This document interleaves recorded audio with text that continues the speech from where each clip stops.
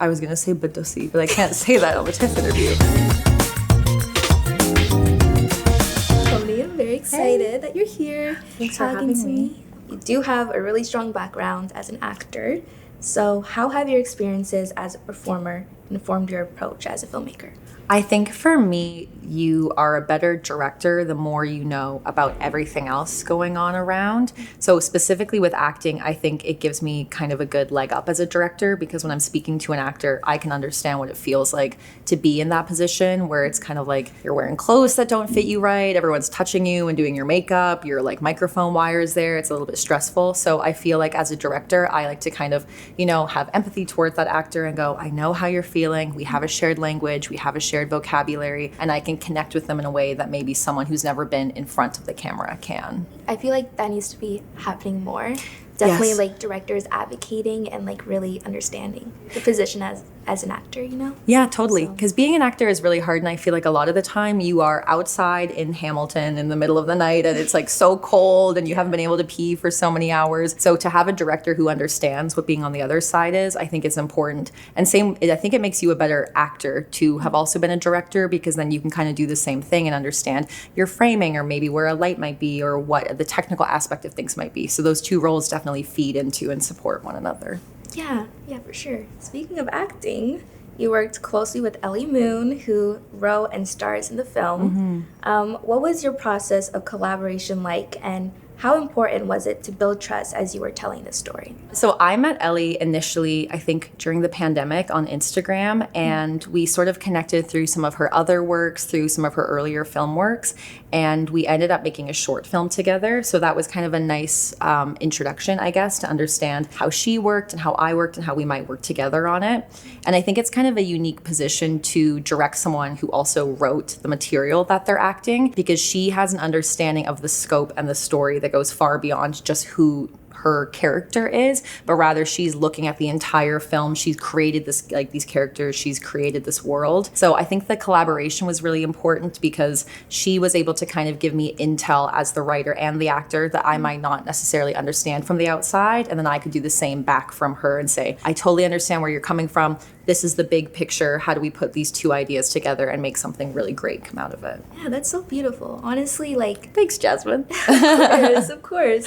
I love that there's like such a strong sense of trust between you guys, and it like shows so evidently on screen, Oh, thank you. So, yeah, so beautiful. So the film also explores a very big question that personally I've struggled with, and I'm sure a lot of emerging filmmakers have also struggled with. So the film explores the question of whether the art and the artist can be truly separated.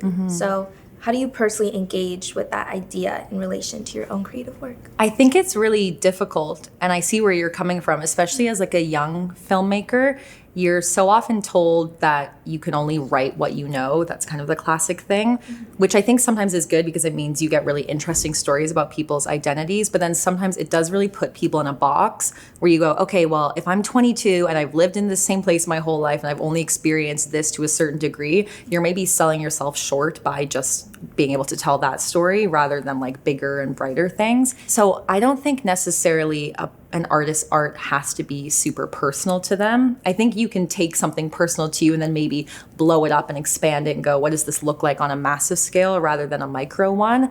But it's a question that I'm kind of asking myself all the time. I don't really know what the right answer is. I feel like as an artist, like it's just constantly discovering, and like constantly evolving and just learning. So I totally get that. And I feel like with even social media is also like a big thing, because sometimes like people have a perception of you and you feel like you have to stick to that, like whatever, like, And it's weird to meet someone who really comes across one way online and then in person you're like, oh, you're actually like not so confident or not so like how you present yourself. And I think a lot of being an artist is being vulnerable, and that's how great art is made, is that you're able to tap into feelings that you might not necessarily want to share all of the time. But then when you are able to share them, you can make something that's really beautiful and other people relate to also. Wow, oh my goodness, that was so like inspirational. We're inspiring the youth here. Yes, oh my goodness. Okay, I'm gonna put that in my bucket. Write it down. Yes. So this is about your journey, okay? So many of your previous shorts have played at TIFF Next Wave. And over the years, you've returned as a jury member and mentor for the TIFF Next Wave community. How has your experience with TIFF Next Wave shaped your creative journey, and what advice would you give for emerging filmmakers? Oh, that's so fun. I love TIFF Next Wave, and I have so much gratitude to the festival itself and to the opportunities it's afforded me. And I think that I definitely wouldn't have the confidence that I do as a filmmaker now if I hadn't been able to have those opportunities. So, I mean, I feel like I was maybe 22 when I first worked with TIFF Next Wave and entered into the 24-hour film competition. I like made up a medical emergency so that I didn't have to go into work that day so that I could do the competition. Anything for the film. Anything for the film. And I think it just really taught me also that there's so many really exceptional, like-minded people in the community, and everyone has something to offer and something different to offer. So it's a really great place to meet collaborators, to meet other young people who also go, okay, we have no money, but we have this big idea. How do we do it? And I think advice that I would give to filmmakers, I think you need to really believe in what you're making, because probably you're going to believe in it more than anyone else does ever. That's kind of my rule of thumb, is that you're going to be the person who cares the most. So you should love your project. If you don't care about it, if it doesn't make you feel good, don't do it. It's like not life or death. You're not kind of making rocket science. You're not doing rocket science. You should be having fun, especially when you're young and it's not a job and it really is just about expression. You should just kind of like put your whole, I was going to say badussi, but I can't say that on the TIFF interview.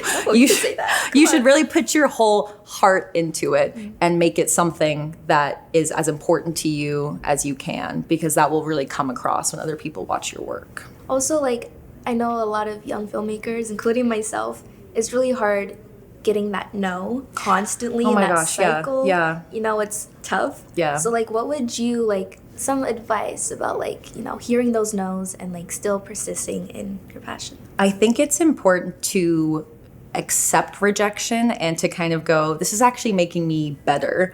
Because if you don't try, if you're not getting no's, then you're never going to get those yeses. I would say that I apply for or submit to maybe like 2 to 3 things a week, at least, as a filmmaker, whether it's like festivals or grants or fellowships. And I think the more that you get rejected, the easier it becomes. And the more you kind of go, you know what, this is a really big opportunity. I'm going to really try hard and apply for it. If it doesn't work out, there's always going to be another big opportunity. So just to kind of take rejection in stride and let it fuel you rather than let it kind of put you down. Wow. Oh my goodness. Thank you. Of course, Jasmine. We have some fun questions. Okay, yay. The first question I really want to know and I want to ask you is, what's a theater or film related hot take that you full-heartedly stand on? Okay, I actually have this because the other day I was talking about this. My hot take is that they should give SNL 2 weeks. It should happen every 2 weeks. Wait, and why? this is my whole thing that I've cared about for about a day and a half now, so it's a bit of a half-baked take. But I honestly think that if you gave people 2 weeks to write, to rehearse, to really fine-tune stuff, it would be exceptionally funny and of a much higher quality. And I love SNL, and I do watch, and I think it's fun, and I get that there's the live thing, and I think keep it live, but give them 2 weeks to really work it, and then it's going to be amazing. That's so fair. I think it's good. I love that. My lover actually. was disagreeing with me so wholeheartedly, and I was a bit like, okay, girl, get into it. Like, good things take time, you know? You can't rush the process. Good things take time. Yeah. So we're going to call Lauren up, and we're going to Yes. tell him it's going to be a 2-week affair now. Yeah, let's call them up right now. Yeah. Hello. The next question I would want to know is, music is used so vibrantly in this film. So what song would you use to describe this film to those who haven't seen it yet? Oh, what song would I use? This is kind of cheating, but there's a song in the film, which was the only song we licensed that we didn't directly make for it. And it's Everything's Coming Up Roses by Ethel Merman. It's like an old Broadway song.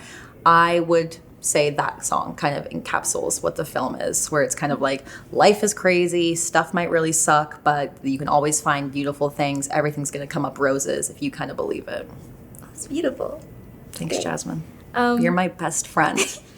Stop. Okay.